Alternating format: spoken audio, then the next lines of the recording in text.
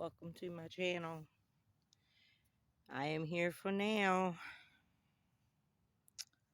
Don't know how long, but things are not going in. Beautiful out today. The wind was blowing pretty hard earlier. We're still getting 20 plus gust miles per hour every now and then. Been fighting with my tarp all day. So, I wanted to talk about something. I had told you all I had a company that was a resourceful company that was going to try and get me some help to get me into a safe place to stay. Well, guess what?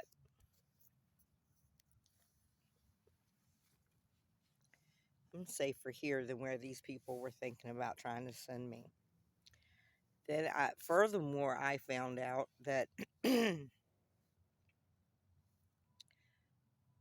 weren't going to be able to actually even help me at all because I don't have any type of. Well, no, I take that back. I have not been in the hospital in the last 30 days for a mental breakdown or some type of mental problem. And I'm not a drug addict with a severe drug addiction. Last time, yes, I have been in the hospital in the psychiatric ward, but that was over 20 some years ago. And that was due to the fact that a doctor in Pennsylvania, a very young doctor, put me on all kinds of medications, declared me as bipolar, major manic depression, all kinds of these things that were labeled on me. And when I moved from Pennsylvania to Maine, went in to see a psychiatrist there in Maine. He was actually in Prescott. He was a doctor from India, and he said, "Oh my God, where do I start first?" I was on, I don't know, 17 prescriptions, 20 prescriptions. I just know that I was not even capable of, I was urinating on myself. I didn't know when I ate. I couldn't cook. I couldn't even get up and walk. I was laying there dying pretty much. It was almost impossible to even get to the doctor. He just made sure that somebody could just pick my medications up and make sure that I just continuously took these medications that never sent me to a psychiatrist. He's just a regular little nurse practitioner doctor. In Pennsylvania, it put me on all these drugs all because I was having a kind of a little bit of a breakdown because I don't want to get into that story, but didn't have no any of these things they were declaring bipolar, blah blah blah. So when I moved to Maine, that doctor finally got me down. It took him a long time to wean me off of these medications. The only thing that I did find out I had was ADHD, which will get better in time when you get older, and apparently that's true. Now I found that out just years after this other doctor in India, this India doctor in Prescott, had got me off all these medications, and he kept me on some of them because he just knew that in my record, yeah, okay, we need to keep you on this and this, um because they kept declaring me as a bipolar, major schizophrenia, um or not major schizophrenia, but and I didn't even hear voices or anything. I don't know, but they just labeled me with this stuff. But finally I met a doctor, a psychiatrist in Bangor, Maine, Thomas Rusk. He taught me for 2 hours. He said, "I want to know from the time you popped out of your mama's womb to the day right now that we're talking." Now, this is some serious stuff that I'm getting into with you all here, and I have nothing to hide about this. But I talked to him. I told him from the time everything I knew from the time I popped out of my mom's womb until that day I was sitting in front of him. Um, I told him that he asked me questions. I was honest with him. Did I have problems focusing and concentrating when I was in school? Yes, I did. Did I often find myself not able to, you know, go from one thing to another thing to another thing and not completing things? Yes, I did. Um, did I have a problem like when it came to not learning but like reading? He was trying to say like I found out I had ADHD, and usually people that have ADHD have dyslexia, and I did have a problem in school when I would read, have to use my finger to follow the lines because they would get mixed up on me. But anyways, to make a long story short, he put me on a medicine that had just recently came out. It hadn't even been on the market for a year. It was actually a pure stimulant called Vyvanse. And eventually I was put up to the highest milligram of 75 milligrams. At this time, I'm in my late 30s, or yeah, mid 30s, I think, when I was put on this medication. Either mid 30s or somewhere in my 30s. And it did help me. Um, so I took that medication up until I think about 4 years ago. Well, actually, 4 or 5 years ago, I started noticing that I was getting chest pains. I noticed because I only took it once a day because it was 75 milligrams.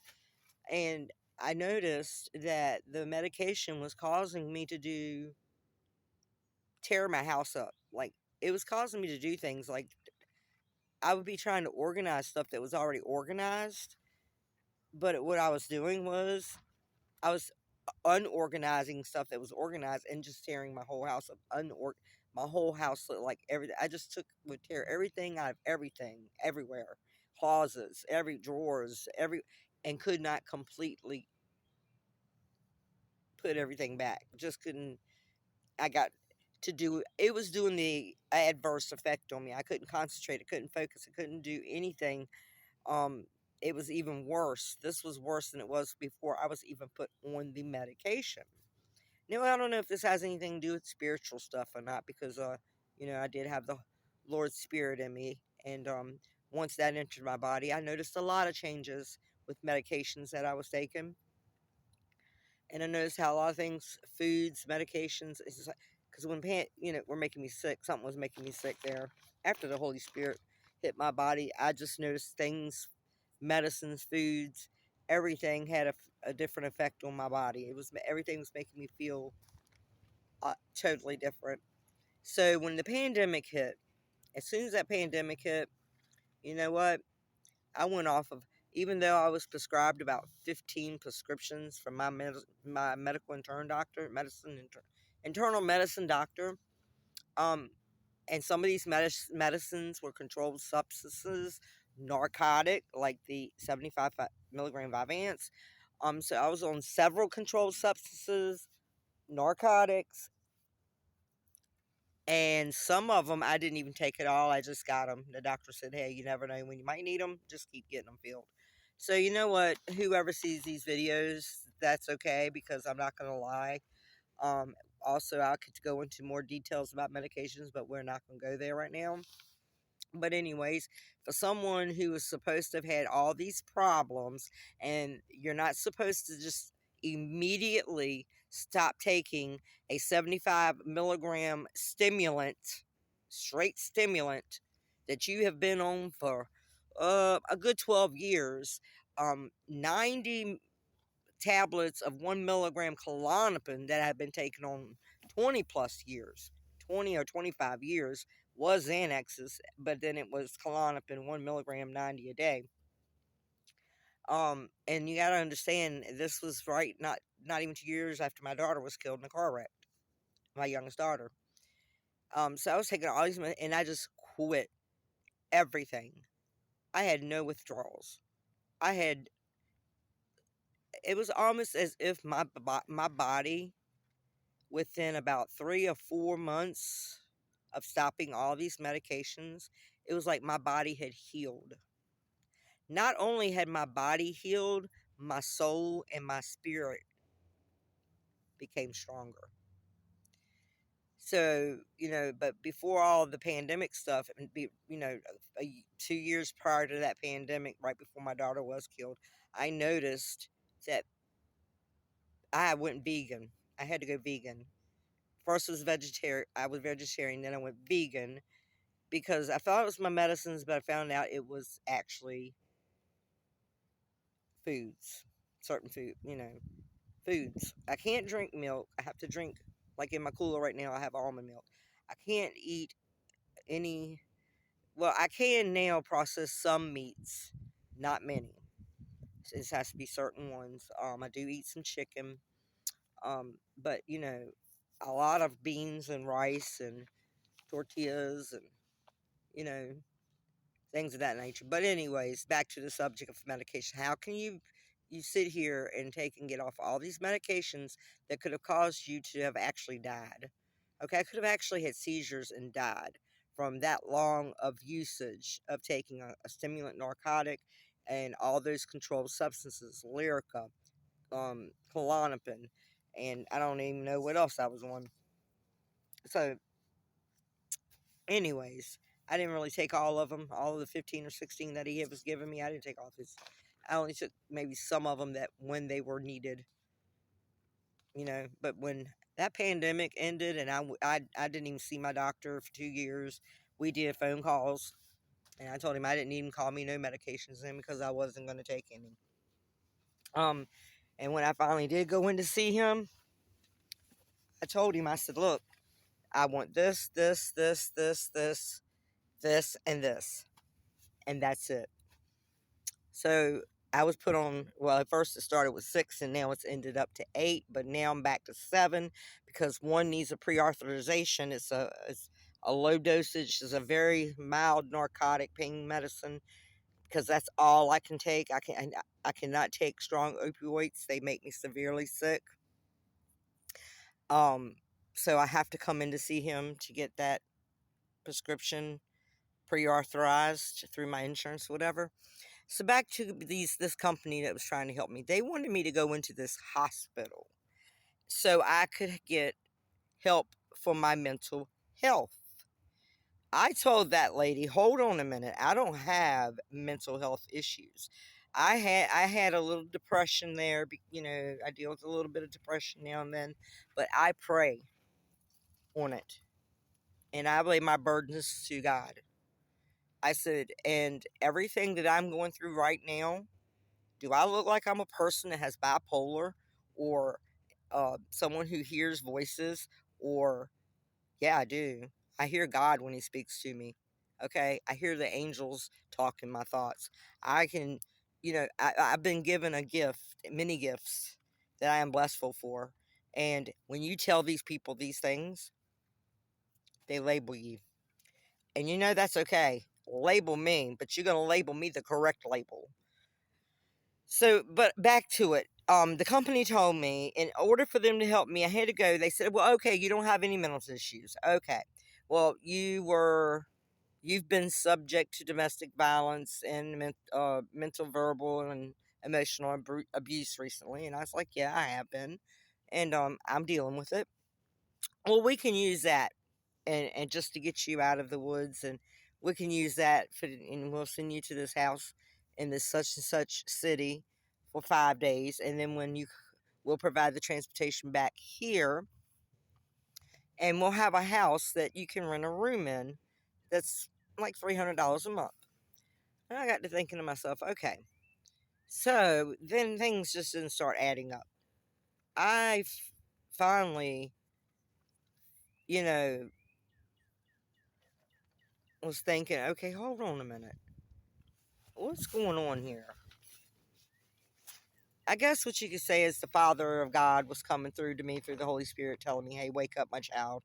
Investigate. Do some investigating. Put your mind. I'm trying to give you some knowledge and wisdom right now. Use it." I googled the company. The company had changed their name. No, they didn't.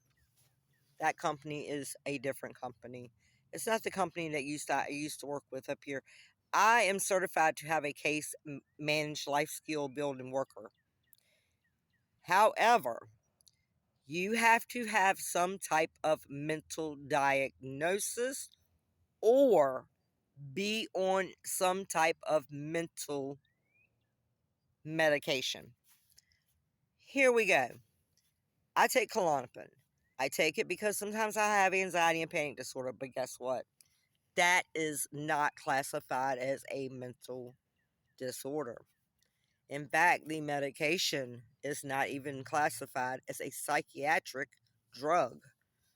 Okay, but the companies claim that they can use that as a psychiatric and mental diagnosis and drug. Mm. I'm above their pay level here. I'm afraid not. So if any of them are watching my videos, I hope they found my channel. I don't, yeah, that's right. When I told the lady I have a, you know, yeah, I've only been to 10th grade. I dropped out in 10th grade, but you don't know that I have a certificate in this and I've been to college for this and that I know how to do this and that I'm very gifted, got very much a lot of skills. I've studied psychology. I've studied this and this and this and this. See, I didn't tell them all this stuff, but when I started using words and asking questions, they started getting suspicious. They then knew they couldn't pan out on me.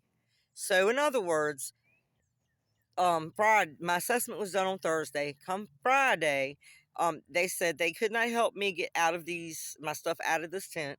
They could, and that they could not get me to the place they needed to get me to for that place I needed to go to unless I was at a certain medical facility.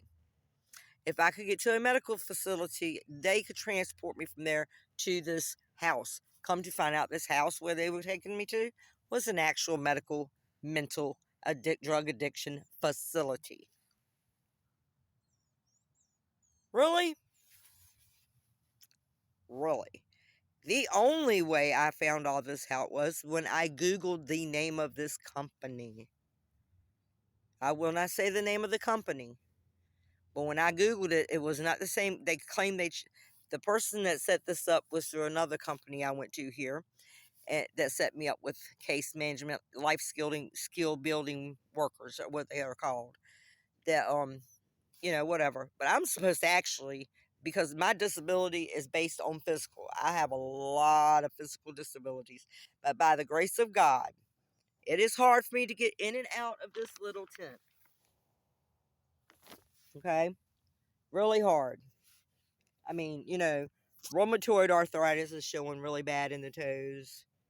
Okay, my hand here, this one much more worse. Okay, okay. No cartridges in the knees. Neither knee has no knee cartridges.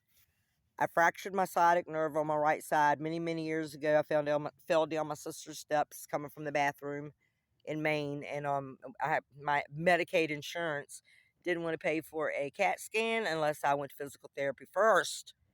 And guess what? Lady popped something in my back, put me in the wheelchair. Couldn't walk.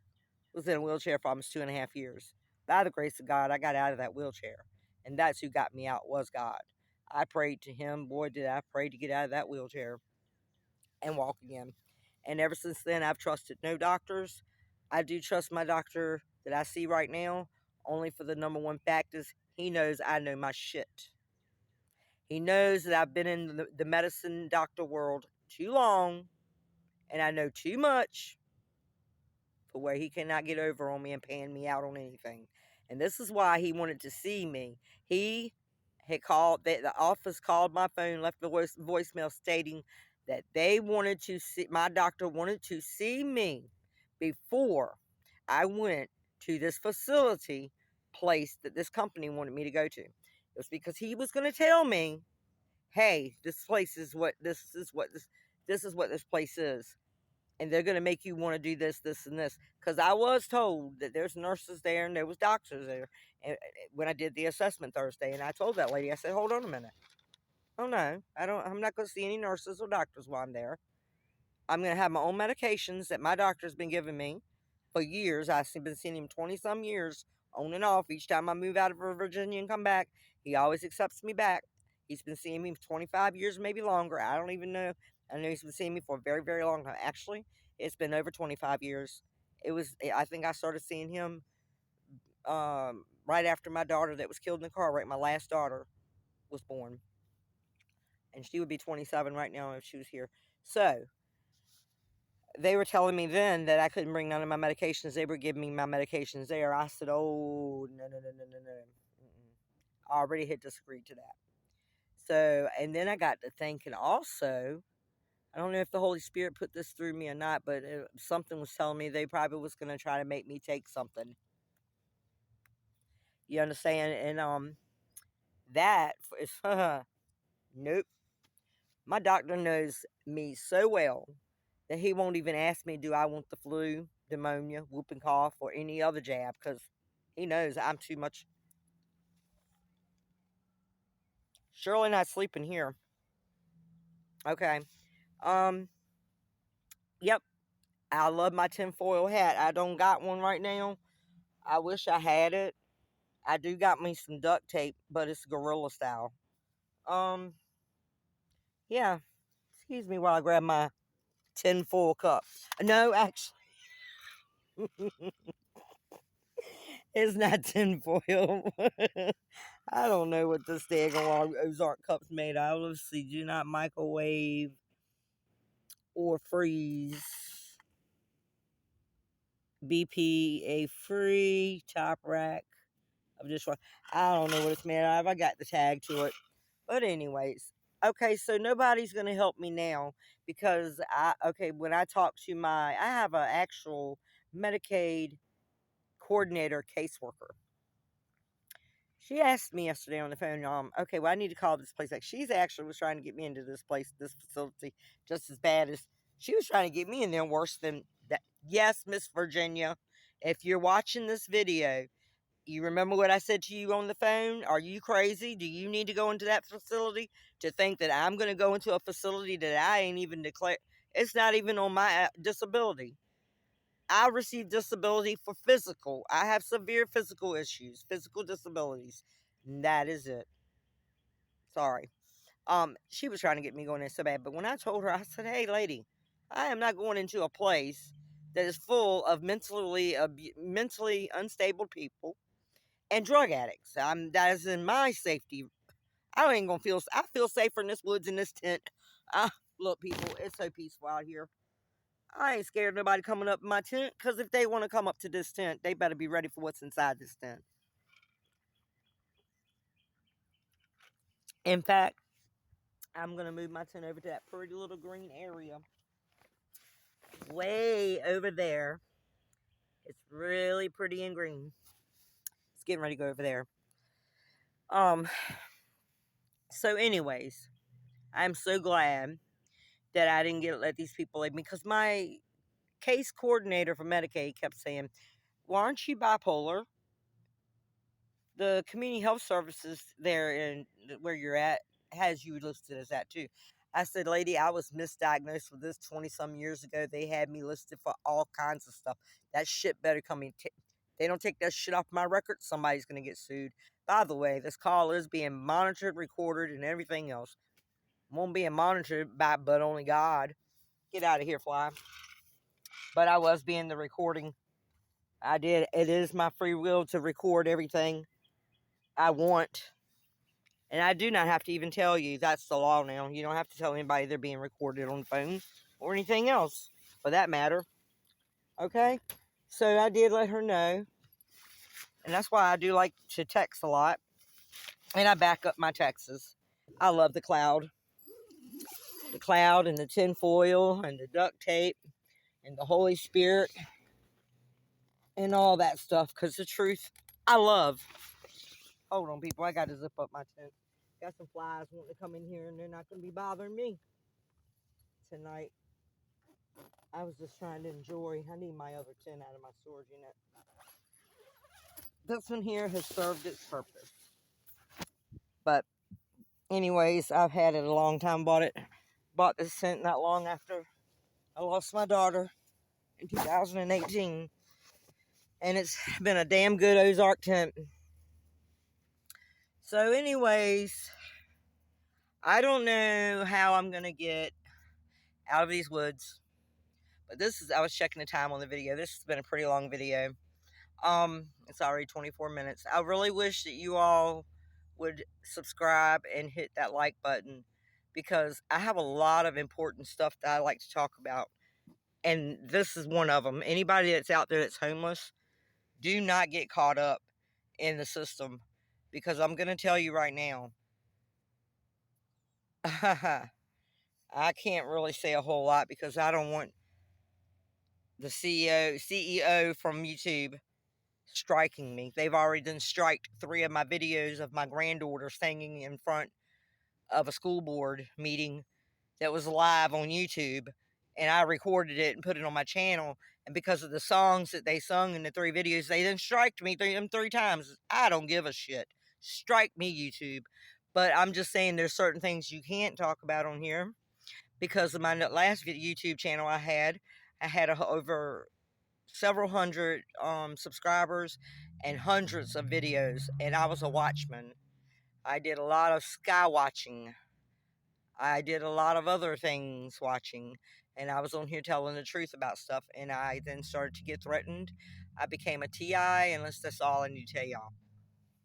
Okay, so yeah, I would like for y'all to just at least like my video. You don't got to subscribe, but if you would, it would make it easier. I can go live on certain things. I gotta have at least 50 subscribers just to go live. But I have really got a lot to talk about on that situation, but I don't want this video to be long. People are not even watching some of my videos. They're watching just some of my shorts that I put up, but this is serious stuff.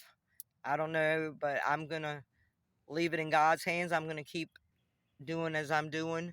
I am planning on going to somewhere when I get my money on the 1st and get a campground for a week or two, or a motel room for a day or two, whichever one I decide, because I know that I can't afford a motel room for not a week. I can't even afford a motel room a week. Trying to save money, eat, and pay storage storage unit payment with all my stuff in there. The campground site's going to be a lot cheaper. But I also need to go ahead and get me a the EcoFlow generator with the 2 solar panels, because guys, these things here are $15. I've done bought 7.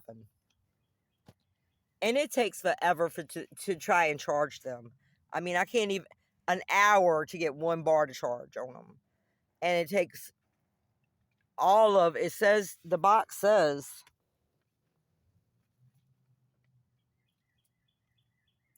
it says 3 extra charges. I can't even get 1 charge from my phone off of those boxes. Okay? So when I get my check, I am planning on getting, that's why I wanted to go to the campground, so I can at least see if I can get Amazon to deliver me there. The EcoFlow box with the 2 solar panels is, I think, $200 and some dollars. So that way, when I do have to come back out here to this spot here in the woods, I won't have to worry about power. Okay? I'm planning on getting that, and I'm getting a rechargeable fan because, of course, this little one, it puts out air, but hey, we're going to start getting into the 100 degrees around here. Feels like my pad needs some air in it. I need to blow my pad up. So anyway, guys, please hit that subscribe button and that notification bell and follow me so we need to talk about some more stuff. Y'all need to know everything that these homes. In fact, that guy that was with me that morning that I was doing this, that I did the assessment with a woman on his laptop, he was asking me, are there more homeless people around? Where are they located? Where are they staying? I'm like, there's homeless people everywhere, man. I don't know where they stay. Why are you asking me? But anyways, peace out. Love you guys. Prayers to everyone. Send out nothing but good vibes. Keep good negative vibes going, because positiveness and negativeness, did I say keep negative vibes going? If I did, please scratch it out, because I'm not editing this. I don't even know how to edit that. Positiveness is what's going to get you a very long ways, along with meditating, praying, asking God to help you, give you the answers to things, and just using common sense and adding. Know how to add. And yep, you better put your tinfoil hat on, because you gonna need it. If you don't got it on, better get that. Please wake up, sheep.